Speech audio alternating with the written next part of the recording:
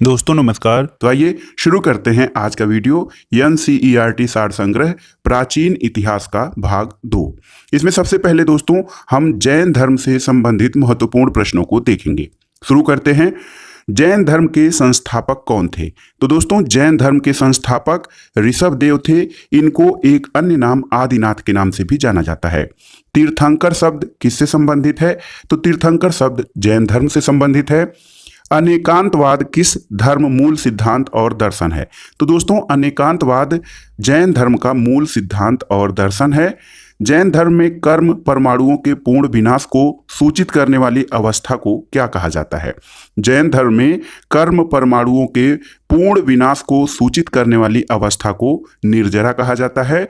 और अगला प्रश्न है, जैन धर्म में संवर का क्या अभिप्राय है? तो संवर शब्द का जो अभिप्राय है वो है जीव की ओर नए कर्म का प्रवाह रुक जाना। इसे ही जैन धर्म में संवर कहा जाता है। दोस्तों ये देखिए एक महत्वपूर्ण फैक्ट है। गंग वंश के राजा राजमल चतुर्थ के मंत्री और सेनापति चामुंड राय ने 974 ईस्वी में श्रवण बेलागोला के पास एक जिन मूर्ति का निर्माण करवाया था जो बाहुबली यानी गोमतेश्वर की मूर्ति कहलाती है। और यहाँ पर 12 वर्ष के अंतराल पर मनाया जाने वाला उत्सव महामस्तकाभिषेक के नाम से जाना जाता है। तो आप जान लीजिए श्रवण बेलागोला जो कर्नाटक में है, यहाँ पर बाहुबली या गोमतेश्वर की मूर्ति है जिसको कि गंग वंश के राजा राजमल चतुर्थ के मंत्री चामुंड राय ने निर्मित करवाया था। और यहाँ पर जो बाहुबली या गोमतेश्वर की मूर्ति है, यहाँ पर प्रति 12 वर्ष के अंतराल पर एक उत्सव मनाया जाता है जिसको कि महामस्तकाभिषेक कहा जाता है। अगला प्रश्न है त्रिरत्न सिद्धांत। दोस्तों जैन धर्म में त्रिरत्न सिद्धांत है जिसके अंतर्गत सम्यक दर्शन, सम्यक आचरण और सम्यक ज्ञान ये होते हैं। तो प्रश्न है कि त्रिरत्न सिद्धांत यानी सम्यक दर्शन, सम्यक आचरण और सम्यक ज्ञान किस धर्म से संबंधित है? तो ये जैन धर्म से संबंधित है। दोस्तों आजीवक संप्रदाय के संस्थापक कौन थे? मक्खली गोसाल जो हैं वो आजीवक संप्रदाय के संस्थापक थे। अणुव्रत सिद्धांत किस धर्म से संबंधित है? तो याद रखिएगा अणुव्रत सिद्धांत जो है ये जैन धर्म से संबंधित है। और यापनीय किसका संप्रदाय था? कई बार परीक्षाओं में पूछा है। यापनीय दोस्तों जैन धर्म का एक संप्रदाय था। प्रारंभिक जैन साहित्य किस भाषा में लिखे गए थे? तो दोस्तों प्रारंभिक जैन साहित्य जो हैं वो अर्धमागधी भाषा में लिखे गए थे। अगला प्रश्न है पार्श्वनाथ से संबद्ध होने के कारण कौन सा स्थल जैन सिद्ध क्षेत्र माना जाता है? तो ये है संवेद शिखर। ये पार्श्वनाथ भगवान पार्श्वनाथ से संबंधित होने के कारण ये जैन सिद्ध क्षेत्र माना जाता है। जैन संप्रदाय में प्रथम विभाजन के पश्चात निर्मित श्वेतांबर संप्रदाय के संस्थापक कौन थे? बहुत ही महत्वपूर्ण है दोस्तों। जैन धर्म में श्वेतांबर और दिगंबर दो संप्रदाय माने जाते हैं। तो प्रश्न है कि जैन संप्रदाय में प्रथम विभाजन के बाद निर्मित श्वेतांबर संप्रदाय के संस्थापक या प्रवर्तक कौन थे? तो ये थे स्थूलभद्र। स्थूलभद्र को श्वेतांबर संप्रदाय का संस्थापक माना जाता है। अगला प्रश्न है दोस्तों किस जैन संगीत में अंतिम रूप से श्वेतांबर आगम का संपादन हुआ था? तो ये था प्रथम जैन संगीत जो कि पाटलिपुत्र में हुई थी और यहाँ पर श्वेतांबर आगम का संपादन हुआ था। आइए देखते हैं जैन संगीतियाँ। तो दोस्तों प्रमुख जैन संगीतियाँ या सम्मेलन जो हैं वो ये हैं कि प्रथम जैन संगीत ये 300 ईसा पूर्व में आयोजित हुई थी जो कि पाटलिपुत्र बिहार में, और इसके अध्यक्ष स्थूलभद्र थे। द्वितीय बौद्ध संगीत 512 ईसा पूर्व में आयोजित हुई वल्लभी गुजरात में, और इसके अध्यक्ष क्षमा श्रवण थे। तो याद रखिएगा दो जैन संगीतियां हैं। जैन संगीतियों को जैन सम्मेलन भी कहा जाता है। प्रथम जो है वो पाटलिपुत्र में स्थूलभद्र की अध्यक्षता में, और द्वितीय संगीत वल्लभी गुजरात में क्षमा श्रवण की अध्यक्षता में आयोजित की गई थी। अब देखिए जैन तीर्थंकरों में अंतिम क्रम पर कौन था? तो दोस्तों कुल 24 जैन तीर्थंकर हुए हैं। इनमें से जो अंतिम क्रम पर 24वें तीर्थंकर हैं वो महावीर स्वामी रहे हैं। महावीर स्वामी के बारे में जो कुछ महत्वपूर्ण तथ्य हैं परीक्षाओं की दृष्टि से महत्वपूर्ण, आइए उसके बारे में जान लेते हैं। दोस्तों, महावीर स्वामी का जन्म 540 ईसा पूर्व में वैशाली के कुंडग्राम के निकट बिहार में हुआ था। इनके पिता का नाम सिद्धार्थ था, जो कि वज्र संघ के कुंडग्राम के ज्ञात्रिक क्षत्रिय कुल के प्रधान थे। याद रखिएगा, महावीर स्वामी के पिता का नाम सिद्धार्थ था, जो वज्र संघ के कुंडग्राम के ज्ञात्रिक क्षत्रिय कुल के प्रधान थे। इनकी माता का नाम त्रिशला था, जो कि लिच्छवी के राजा चेटक की बहन थी। और महावीर स्वामी के बचपन का नाम वर्धमान महावीर था। इनकी पत्नी का नाम यशोदा था, जो कि कुंडीय गोत्र के राजा समरवती की कन्या थी। और महावीर स्वामी की एक पुत्री भी थी, जिनका नाम प्रियदर्शना या अड़ोजा प्रियदर्शना था। इसके अलावा महावीर स्वामी की प्रमुख उपाधियां केवलिन, केवलिन अर्थात कैवल्य या सर्वोच्च ज्ञान की प्राप्त व्यक्ति, जिन यानी विजेता, निर्ग्रंथ यानी बंधन रहित, और अरहत यानी कि पूज्य। तो महावीर स्वामी को केवलिन, जिन, निर्ग्रंथ और अरहत आदि उपाधियों से विभूषित किया जाता है। दोस्तों, महावीर स्वामी को निर्वाण की प्राप्ति पावापुरी राजगृह बिहार में 72 वर्ष की आयु में 468 ईस्वी पूर्व में सस्तिपाल के यहाँ मल्ल गणराज्य के प्रधान जो थे उस शासित क्षेत्र में हुआ था। अगला प्रश्न देखते हैं, स्यादवाद सिद्धांत किससे संबंधित है? तो दोस्तों, स्यादवाद का जो सिद्धांत है ये जैन धर्म से संबंधित है। उत्तर प्रदेश में स्थित कौन सा स्थल बौद्ध और जैन धर्मों दोनों का प्रसिद्ध तीर्थ स्थल है? तो ये है कौशाम्बी। 16 महाजनपदों का उल्लेख किस जैन रचना में मिलता है? तो ये है दोस्तों भगवती सूत्र। भगवती सूत्र में 16 महाजनपदों का उल्लेख मिलता है। अगला प्रश्न है, बराबर की गुफाओं का निर्माण किस लिए किया गया था? तो आजीविकों के आवास के लिए बराबर की गुफाओं का निर्माण किया गया था। अगला प्रश्न है, पार्श्वनाथ द्वारा प्रतिपादित 4 महाव्रतों में महावीर स्वामी ने 5वें महाव्रत के रूप में क्या जोड़ा? तो महावीर स्वामी ने 5वें महाव्रत के रूप में ब्रह्मचर्य को जोड़ा। और इसके पहले यानी महावीर स्वामी के पहले जो पार्श्वनाथ थे, उन्होंने अहिंसा, सत्य, अस्तेय और अपरिग्रह को 4 आर्य सत्य या 4 महाव्रतों में घोषित किया था, जबकि महावीर स्वामी ने इसमें ब्रह्मचर्य को 5 महाव्रत की शिक्षा दी। और सत्य, अहिंसा, अस्तेय और अपरिग्रह में ब्रह्मचर्य को जोड़कर महावीर स्वामी ने 5 महाव्रत धारण करने की शिक्षा दी थी। दोस्तों, जैन ग्रंथ कल्पसूत्र के रचयिता कौन थे? तो ये भद्रबाहु थे। और जैन मूर्ति पूजा का प्राचीनतम प्रामाणिक अभिलेख कहाँ मिलता है? ये हाथी गुम्फा अभिलेख। हाथी गुम्फा अभिलेख में सबसे पहले जैन मूर्ति पूजा का प्राचीनतम प्रमाण मिलता है। दोस्तों, जैन संप्रदाय में विभाजन के बाद स्थूल भद्र के अनुयायी श्वेतांबर कहलाए और भद्रबाहु के दिगंबर कहलाए। तो एस याद रखिएगा, स्थूल भद्र के श्वेतांबर, यानी यस से स्थूल भद्र और उनसे श्वेतांबर, और बी और डी याद रखिएगा, तो भद्रबाहु के जो अनुयायी थे वो दिगंबर कहलाए। तो SSBD यानी जैन संप्रदाय में जो विभाजन हुआ था 2 संप्रदायों में, श्वेतांबर और दिगंबर, तो श्वेतांबर संप्रदाय के जो अनुयायी थे वो स्थूल भद्र के अनुयायी थे और दिगंबर जो थे वो भद्रबाहु के अनुयायी थे। अब आइए देखते हैं बौद्ध धर्म से संबंधित महत्वपूर्ण प्रश्न। प्रश्न है कि महात्मा बुद्ध की शिक्षाएं सर्वप्रथम किस रूप में संकलित की गई? तो ये था त्रिपिटक। दोस्तों, महात्मा बुद्ध की शिक्षाएं सबसे पहले त्रिपिटक के रूप में संकलित की गई। महाभिनिष्क्रमण से क्या तात्पर्य है? तो भगवान बुद्ध के गृह त्याग की घटना को महाभिनिष्क्रमण कहा जाता है। बुद्ध को ईश्वर के रूप में पूजने वाला बौद्ध संप्रदाय कौन सा है? तो ये है महायान। महायान संप्रदाय में भगवान बुद्ध को ईश्वर के रूप में पूजा जाता है।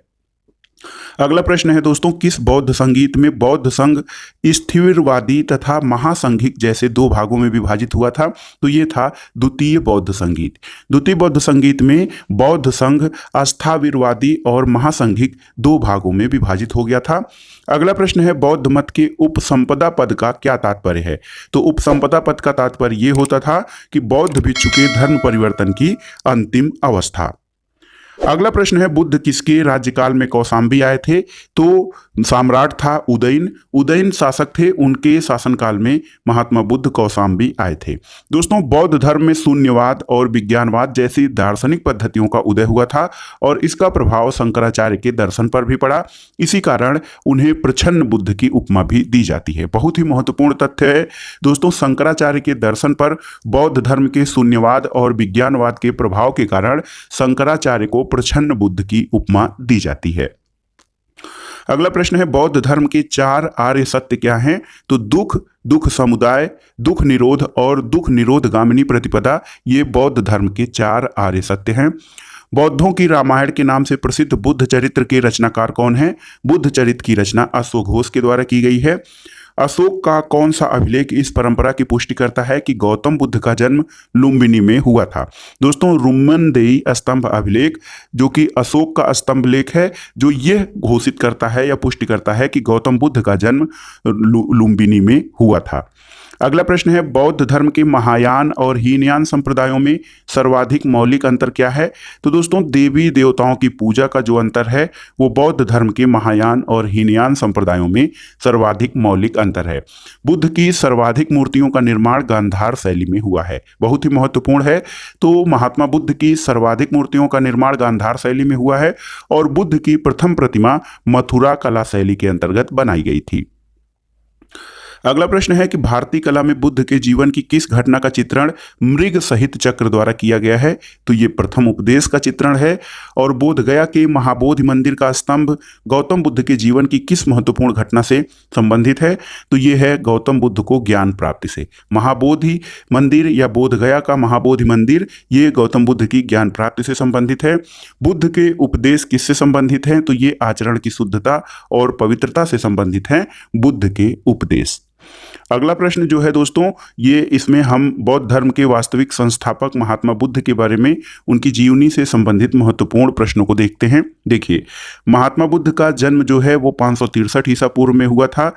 जन्म स्थान इनका लुम्बिनी वन, जो कि कपिलवस्तु वर्तमान में रुम्मनदेई नेपाल के अंतर्गत आता है। इनके पिता का नाम शुद्धोधन था, जो शाक्यों के राज्य कपिलवस्तु के शासक थे। गौतम बुद्ध की माता का नाम महामाया देवी था, जो कि कोलीय गणराज्य की राजकुमारी थी। और महात्मा बुद्ध के बचपन का नाम सिद्धार्थ था और इनका गोत्र गौतम था। पालन पोषण दोस्तों इनकी विमाता प्रजापति गौतमी ने किया था। गौतम बुद्ध की पत्नी का नाम यशोधरा था, जो कि कोलीय गणराज्य की राजकुमारी थी। और गौतम बुद्ध के एक पुत्र थे जिनका नाम राहुल था। इनके सारथी का नाम चन्ना, घोड़ा का नाम कंथक और ज्ञान प्राप्ति स्थल गया, यानी जो कि बोध गया बिहार में निरंजना नदी के तट पर स्थित है। और इस घटना को, यानी महात्मा बुद्ध के ज्ञान प्राप्ति की घटना को संबोधि कहा जाता है। और महात्मा बुद्ध का जो प्रथम उपदेश स्थल रहा है वो ऋषिपत्तनम या मृगदाव, जिसे कि वर्तमान में सारनाथ नाम से जाना जाता है। और इनके शिष्य आनंद और उपाली रहे हैं। मुख्य शिष्य धर्म प्रचार का स्थल जो है वो मुख्य रूप से शाक्य, काशी, मगध, अंग, मल्ल, वज्ज और कौशल राज्य रहे। जीवन का अंत, महात्मा बुद्ध का जो जीवन का अंत हुआ 483 ईसा पूर्व में 80 वर्ष की अवस्था में वैशाख पूर्णिमा के दिन हुआ था। और कुशीनगर उत्तर प्रदेश में इनके जीवन का अंत हुआ। और महात्मा बुद्ध के जीवन के अंत को महापरिनिर्वाण कहा जाता है। अगला प्रश्न है बुद्ध के जीवन काल के कौन संघ का प्रमुख बनना चाहता था? तो दोस्तों, बुद्ध के जीवन काल में ही देवदत्त संघ का प्रमुख बनना चाहता था।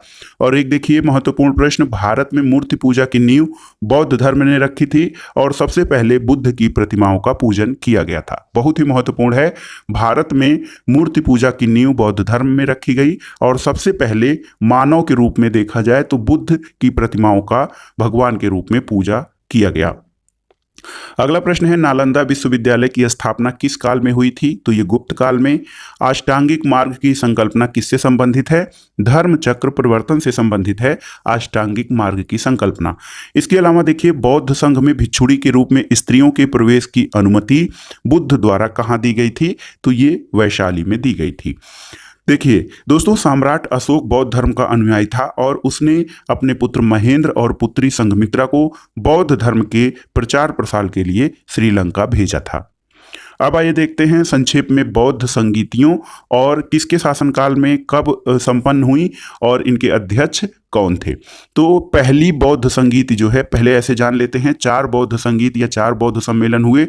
पहली जो है 483 ईसा पूर्व में राजगृह में संपन्न हुई। इसकी अध्यक्षता महाकश्यप ने की थी और ये अजात शत्रु के शासनकाल में हुई थी। द्वितीय बौद्ध संगीत 383 ईसा पूर्व में वैशाली में साबकमीर की अध्यक्षता में कालाशोक के शासनकाल में हुई थी। तृतीय बौद्ध संगीत 250 ईसा पूर्व में पाटलिपुत्र में मोगलिपुत्र तिस्स के अध्यक्षता में अशोक के शासनकाल में हुई। और चौथी बौद्ध संगीत जो है वो 98 ईस्वी में कुंडल वन कश्मीर में वसुमित्र की अध्यक्षता में कनिष्क के शासनकाल में हुई थी।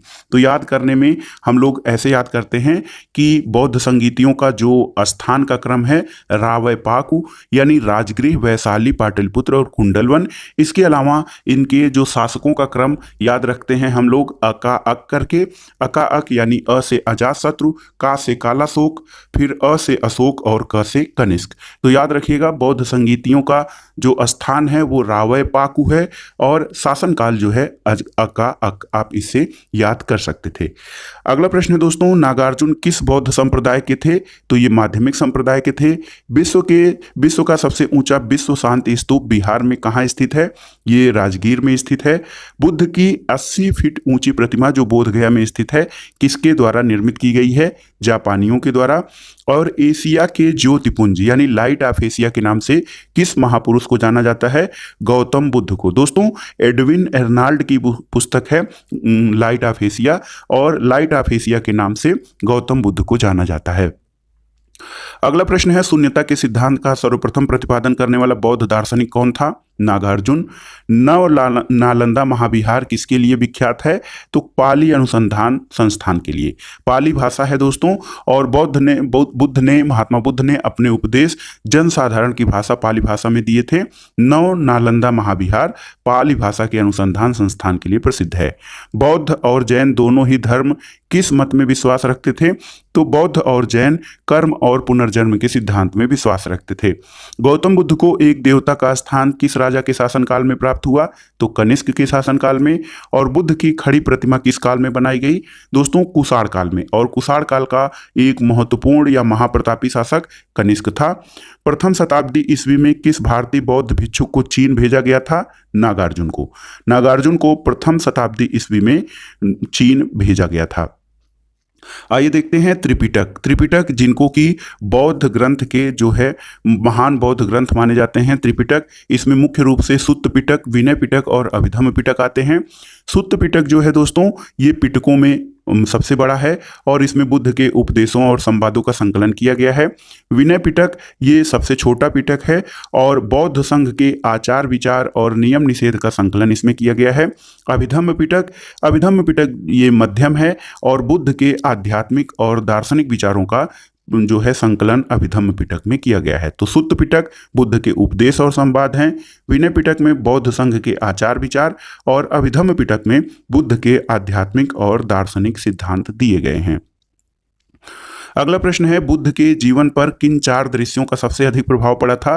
तो वृद्ध व्यक्ति, बीमार व्यक्ति, मृतक और प्रसन्नचित्त सन्यासी, इन 4 व्यक्तियों का सर्वाधिक प्रभाव बुद्ध के जीवन पर पड़ा था।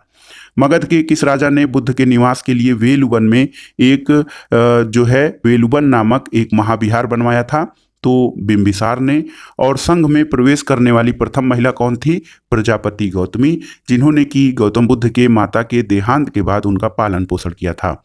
अगला प्रश्न है, बुद्ध ने अपने जीवन की अंतिम वर्षा ऋतु कहाँ व्यतीत की थी? तो वैशाली में। अगला प्रश्न है, संसार अस्थिर है और क्षणिक है, यह मान्यता किस धर्म में है? तो संसार अस्थिर और क्षणिक यह बौद्ध धर्म की मान्यता है। आइए देखते हैं बुद्ध के जीवन की घटनाएं और उनके प्रतीक। दोस्तों घटना और प्रतीक देखिए, गर्भ जो है वो हाथी इसका प्रतीक है, जन्म का प्रतीक कमल है, निर्वाण का प्रतीक पद चिन्ह है, और देखिए प्रथम प्रवचन या प्रथम उपदेश जो है वो चक्र है, ज्ञान प्राप्ति बोधि वृक्ष से संबोधित है, और यौवन इनका सांड से संबंधित है, समृद्धि शेर से, मृत्यु जो है स्तूप जो है वो भगवान बुद्ध की मृत्यु को परिलक्षित करते हैं, और गृह त्याग का संकेत घोड़ा है।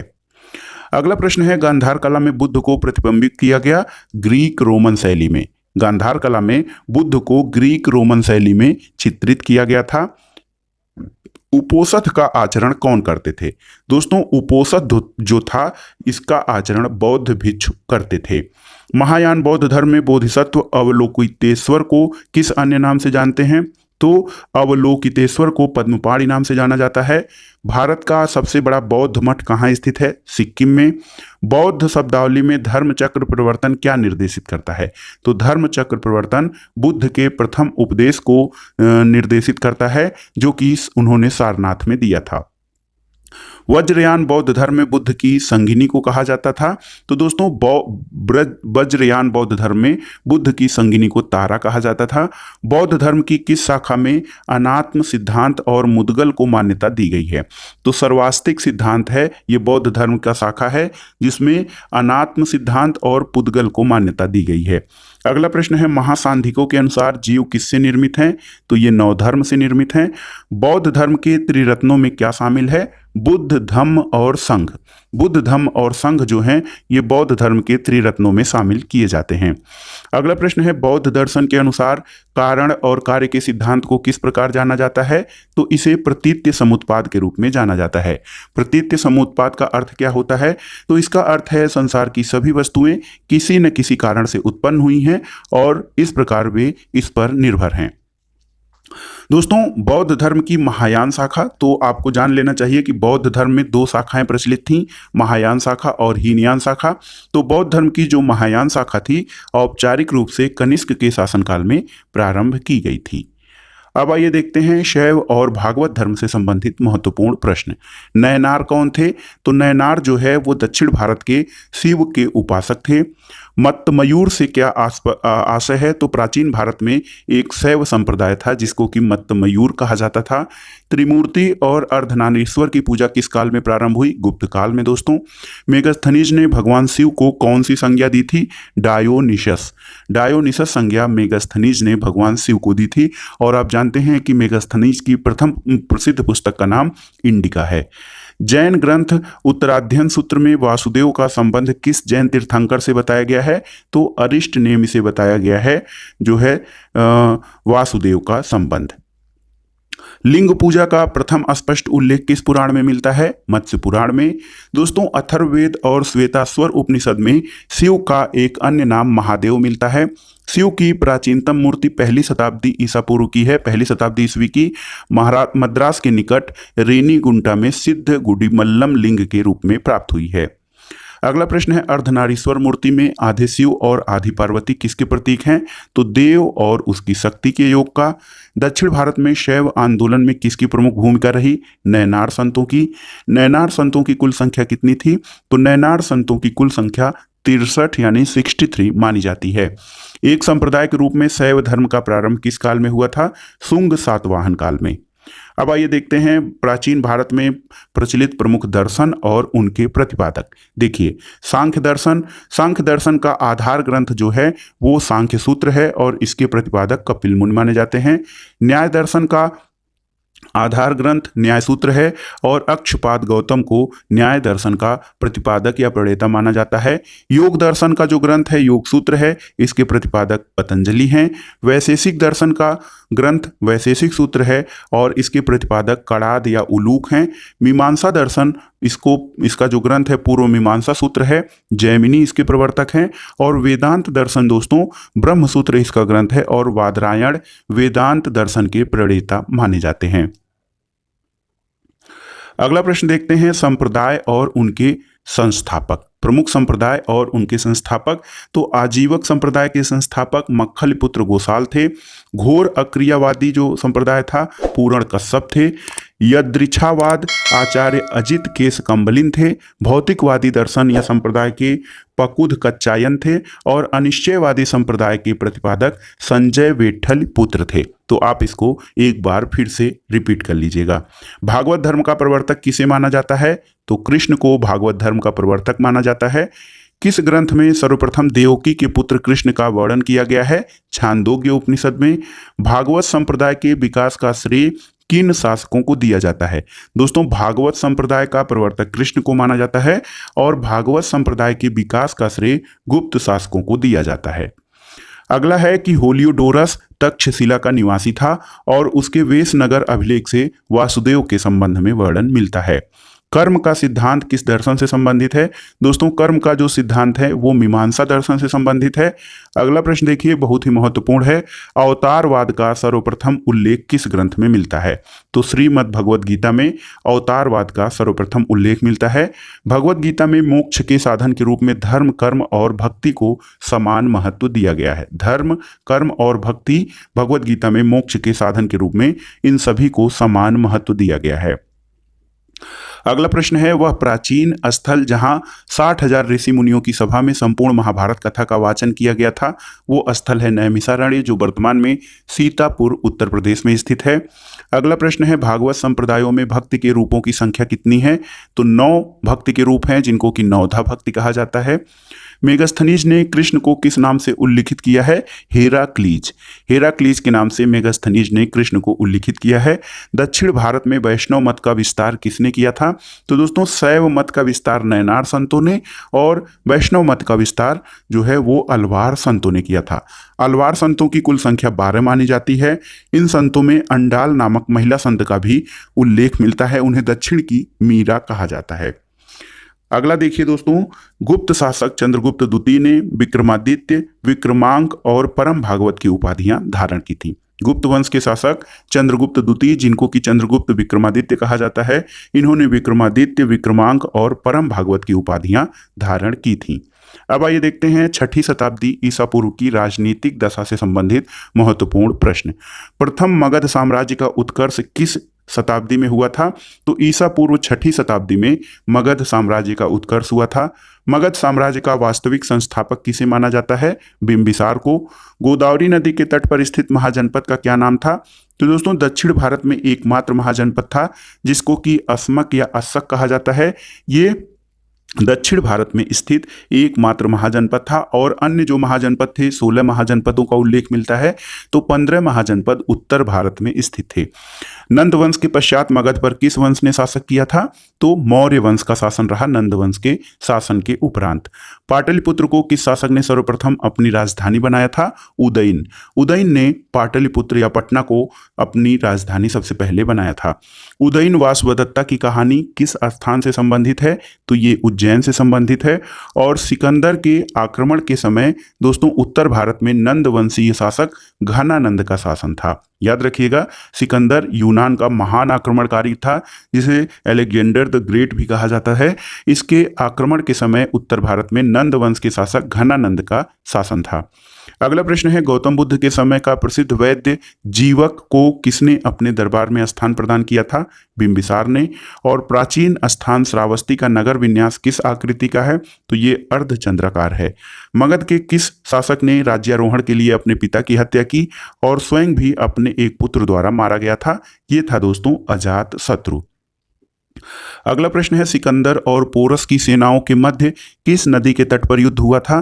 तो वो था झेलम नदी। और किस शासक को परशुराम का दूसरा अवतार कहा जाता है? ये थे महापद्मनंद। महापद्मनंद को परशुराम का दूसरा अवतार कहा जाता है।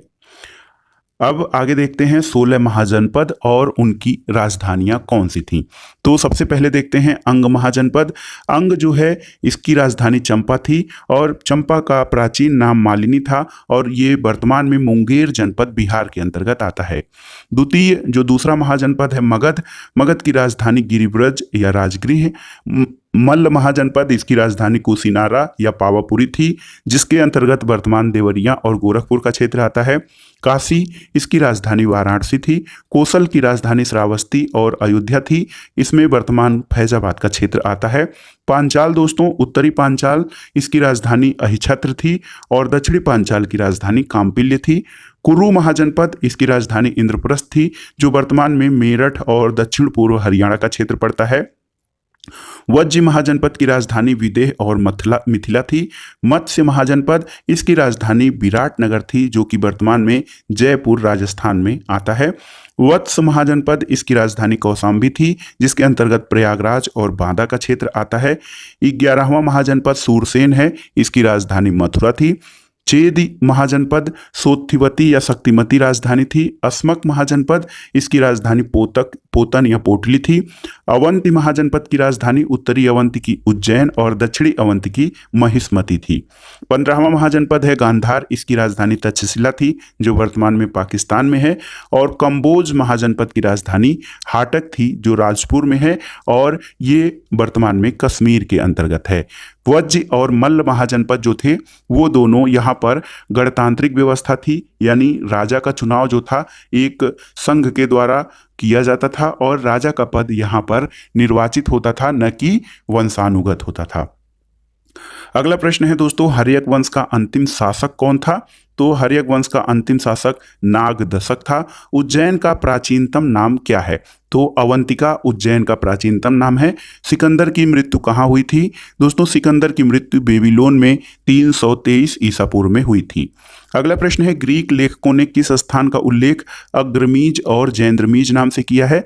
तो ये है घनानंद। घनानंद का उल्लेख ग्रीक लेखकों ने अग्रमीज और जैंद्रमीज नाम से किया है। बिहार के समकालीन यूनानी लेखकों का, जो सिकंदर के समकालीन यूनानी लेखक हैं, उनका विवरण देखिए। यहाँ से भी प्रश्न पूछे जाते हैं। अरिस्टोब्यूलस, इसका जो समय है 327 से 326 ईसा पूर्व। इसकी रचना है युद्ध का इतिहास। इसमें एरियन और प्लूटार्क ने अपनी रचनाओं का आधार अरिस्टोब्यूलस के युद्ध के इतिहास को बनाया। ओनोसिक्रेटस, इसका जो समय काल है 327 से 326 ईसा पूर्व। इसने सिकंदर की जीवनी लिखी और यह जहाजी बेड़े का चालक था। नियार्कस दोस्तों 327 से 326 ईसा पूर्व में इसने स्ट्रैबो और एरियन का विवरण दिया है और यह सिकंदर के जहाजी बेड़े का एडमिरल था। इसके अलावा एक प्रश्न देखते हैं। बौद्ध ग्रंथ अंगुत्तर निकाय और जैन ग्रंथ भगवती सूत्र में 16 महाजनपदों का उल्लेख मिलता है। आपसे ये पूछा जाए जो 16 महाजनपद हैं उनका उल्लेख कहाँ मिलता है? तो बौद्ध ग्रंथ अंगुत्तर निकाय और जैन ग्रंथ भगवती सूत्र में 16 महाजनपदों का उल्लेख मिलता है। तो दोस्तों ये था आज वीडियो। आपको कैसा लगा हमें कमेंट बॉक्स में जरूर बताइएगा। वीडियो देखने के लिए धन्यवाद दोस्तों। नमस्कार।